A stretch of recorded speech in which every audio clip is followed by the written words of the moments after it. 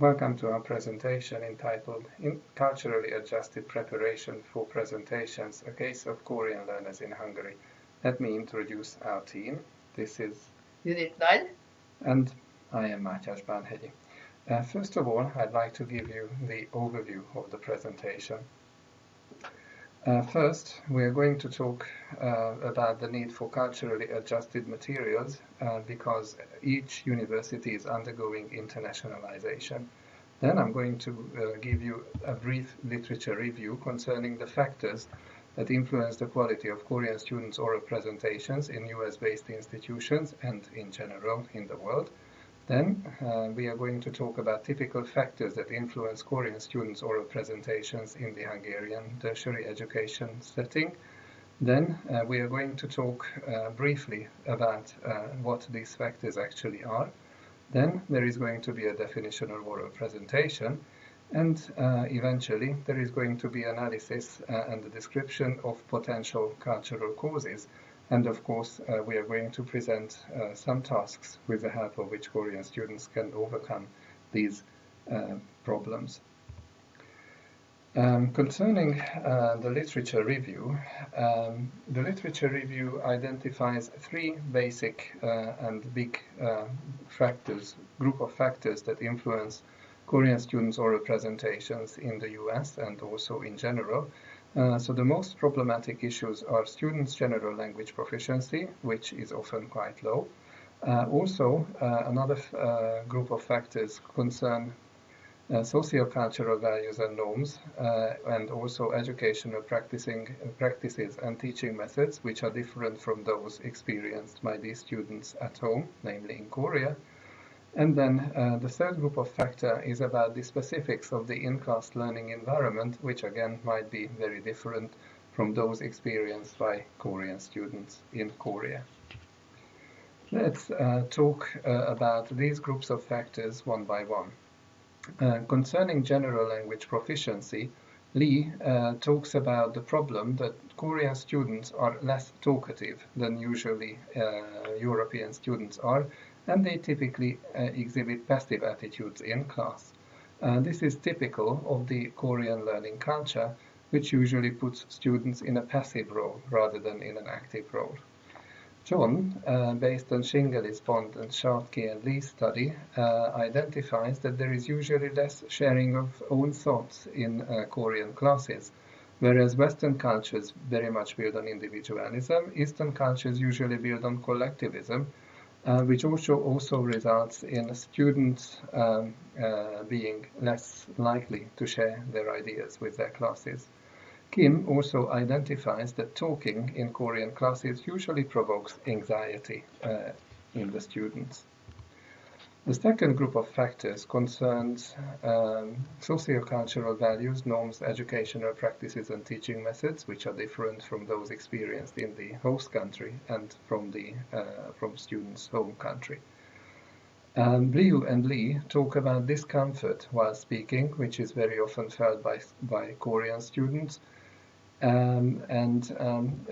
The American society and also European societies are more likely to do in-class talking than Korean students. Lee also discusses that Asian students are usually passive and they usually avoid participation to avoid losing faith. Shin talks about Korean students' preference to listening to their peers, and they usually avoid acting as sources of knowledge. So basically they let other students talk rather than themselves. Shin discusses that the Korean education system usually trains students to be receptive rather than active and participatory, which is not really the case in European settings. Lee talks about Korean students' dilemma, whether to speak or not. If Korean students had meaningful thoughts, then they might express themselves, but otherwise they usually remain silent. The expectation to talk is very different in European and American versus Korean settings because teachers and students usually expect meaningful contributions rather than any contribution, and this is typically not necessarily the case during language classes. Kim talks about the fact that speaking is usually intimidating for Korean students in class, and they usually experience this as a stressful activity because they very often fear of their peers' negative reactions. And just imagine that in a new learning environment, this can be even more pressing. The third group of factors concerns the in-class learning environment. In the study, Judit talks about the lack of language and social confidence as well as the fear of committing mistakes. So very often Korean students feel that they underperform compared to their peers, especially in European and American settings, and then they do not really have the confidence to talk, and they are also afraid of committing mistakes. Kang talks about the lecture-based approach, which is typical in Korea, where in-class discussions are less likely. So basically the teacher is the only source of knowledge and students typically listen to the teacher. Shin talks about the fact that in Western and American cultures, lack of speech is usually interpreted as lack of knowledge, whereas in Korea this is not necessarily so. If students do not have anything meaningful to say, they usually remain silent. Lee, in the study, discusses that Korean students, especially if they go abroad, usually experience discourse norms and other related language, which is very much unknown to them. So basically they cannot really participate because they do not perceive which instructions the teacher is giving when the teacher wants them to talk, and they don't know how to take turns, for example, when talking in front of their peers. Let's continue with the definition of oral presentation. This is very simple. We have chosen a very broad definition by Levin and Topping and Price. So oral presentation in the scope of this presentation is a pre-planned practice delivered on-the-spot jhana, which is delivered to a specific audience. Usually there is a general introduction, a statement of intention, the presentation provides specific information, there is also a conclusion and an invitation for discussion as far as the parts of the oral presentation are concerned. Something very important is the last point by Palhar and Katz, who typically identify oral presentation as an intimidating jhana, typically causing a lot of stress to students.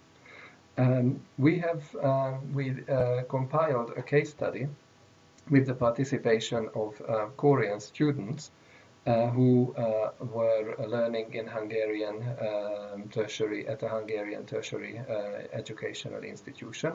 The study, this case study was developed and delivered between September 2014 and June 2018 at Károly Gáspár University of the Reformed Church in Hungary, in Budapest. We worked with a total of 28 students who all attended BA programs, and here are our findings. We have identified the most pressing problems that these Korean students experienced in Hungarian settings when giving oral presentations. They typically had problems with the right choice of the presentation topic. They typically had problems with preparing an outline and separating the presentation into the three parts. They had problems finding a clear and logical structure for the presentation because sometimes they believe that this is an exercise in rhetoric or stylistics. They also had problems with reading out versus delivering the presentation. They also had problems using prompts and speaking notes to give the presentation. They also had time management problems, and they also had problems when they had to deliver the presentation on the spot very suddenly.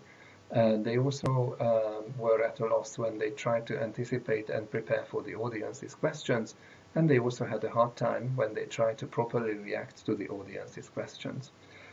Let's have a look at what sort of tasks we developed with Korean students' educational backgrounds in mind.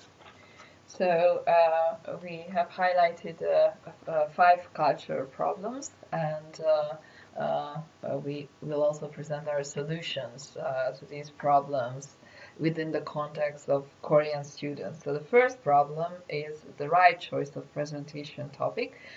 Korean students seem to select intricate topics because this is a cultural expectation, but unfortunately these topics are very often too complex for their language level. And as an example, we could mention one student who chose to talk about Inside Man, the movie, which was far beyond her linguistic competence. So how can we mend this type of shortcoming or problem? We developed a task where we collected titles, presentation titles, and then in the case of each title, students had to predict what the problem may be with that choice of topic.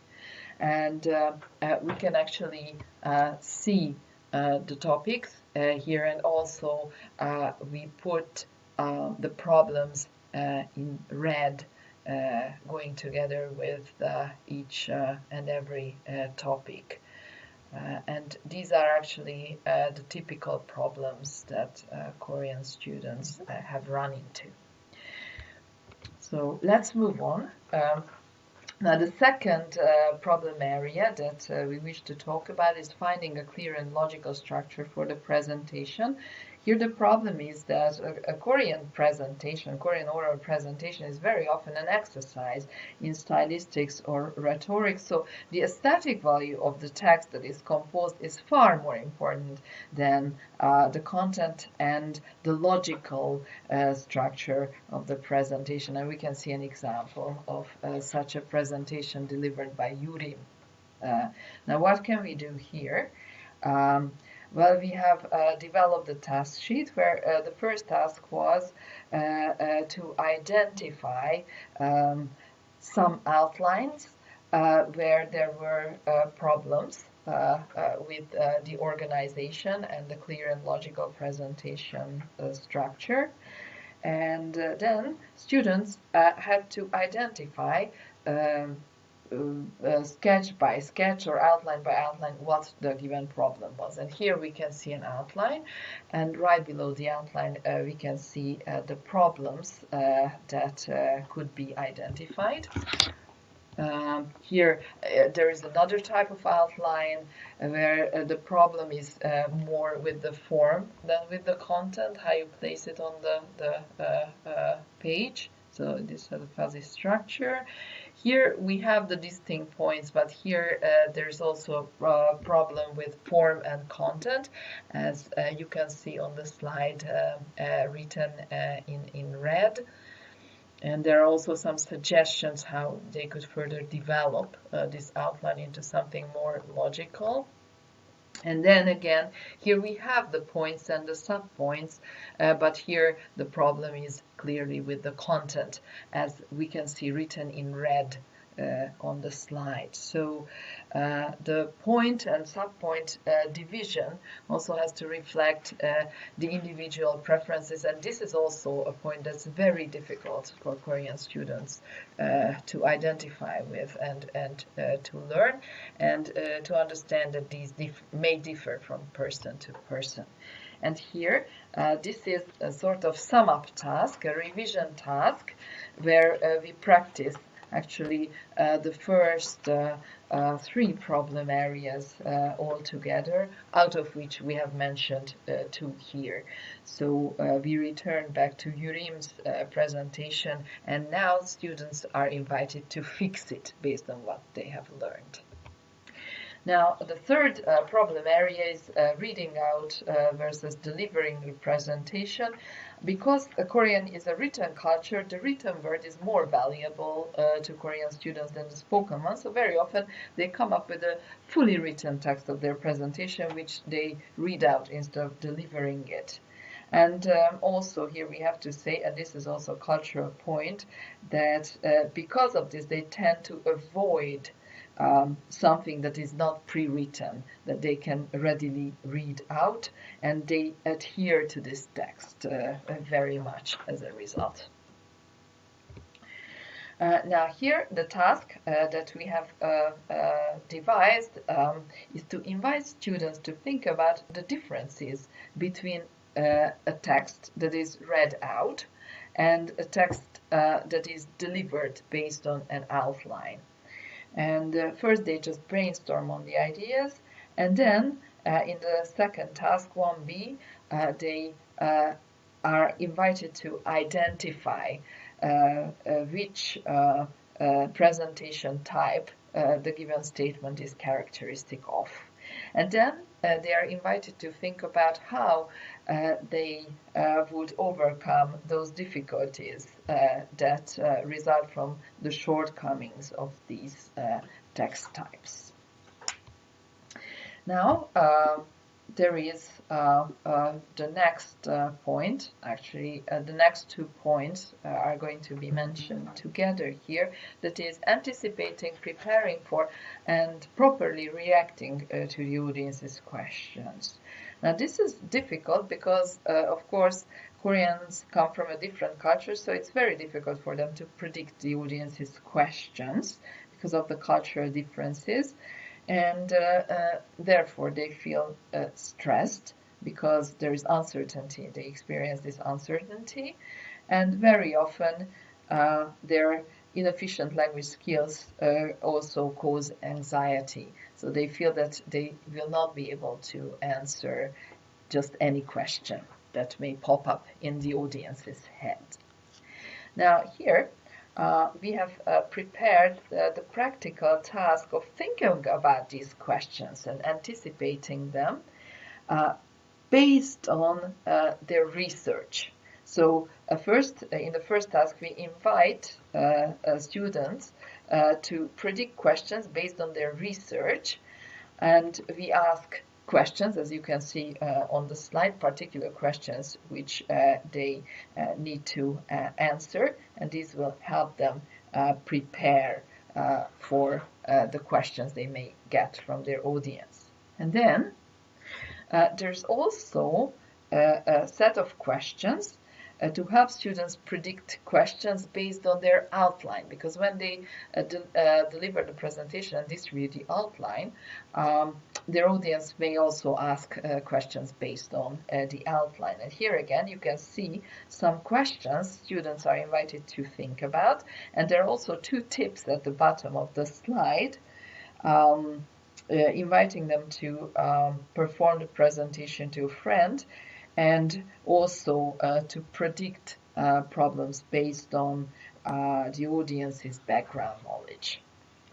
And finally, there is the task 2C, where we provide students with particular outlines, and we ask them to collect some questions based on what they see on the outline, so they can really view their own presentation as an outsider with the audience's head in mind. And then there is the next task where reacting to the audience's questions is highlighted.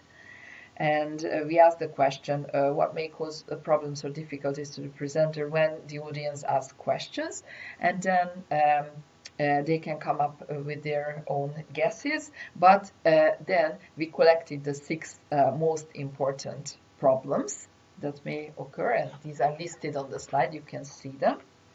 And then to also help them with expressions when they react to these questions, we have also collected some useful phrases which they can use in their answers, difficulty by difficulty.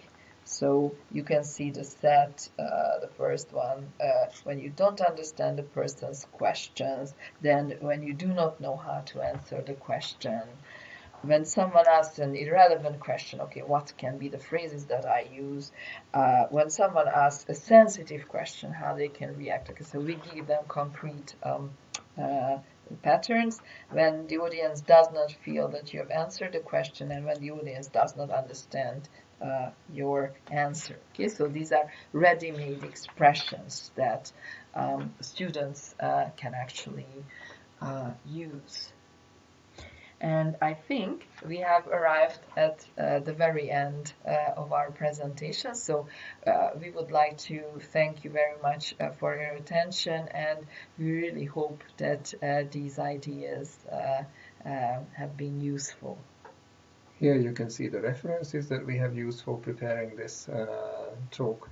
And then ultimately, thank you very much for your attention, and you can reach us at the emails on the slide. Thank you so much for listening to us.